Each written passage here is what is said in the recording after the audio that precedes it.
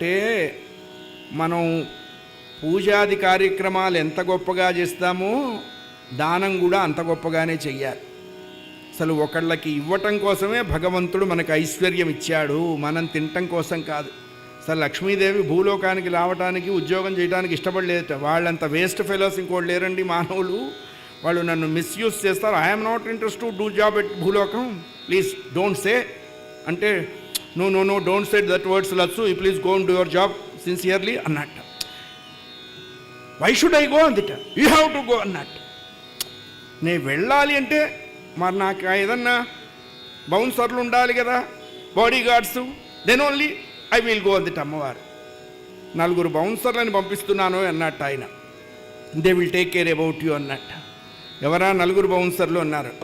First bouncer IT or ED department, 2వ bouncer fire, 3వ bouncer దొంగలు, 4వ bouncer ICU intensive care unit. ఆ చేరిన వాడికి ఇంకా బాగా డబ్బు ఉంటే ఇంకో సి చేరుతుంది, ఇంటెన్సివ్ క్రిటికల్ కేర్ యూనిట్ అని.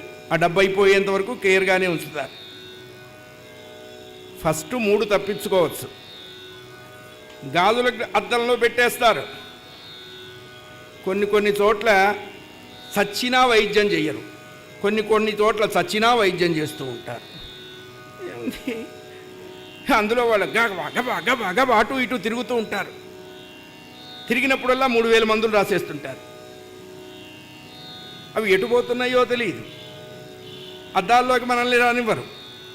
ఏమిటి ICU అన్నారు. భగవంతుడు స్టెత్తు యాప్రాన్ వేసుకొచ్చి అక్కడ నిలబడతాట.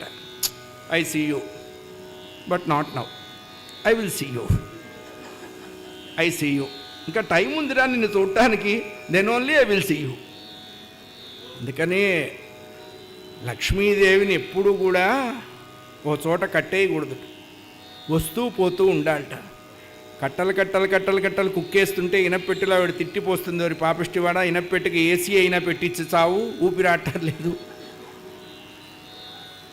అందుకనే ఈ 4 ఏదో ఒకటి మనం ఫేస్ చేయాలి, తప్పదు. అది తప్పించుకోవటం అంటే ఏమిటి అన్నారు. మనం ధర్మంగా సత్యంగా న్యాయంగా సంపాదించిన రూపాయిలో ఒక 10 పైసలు మన ఇంటికి వచ్చిన వాడి చేతిలో పెట్టి దండం పెట్టాలి.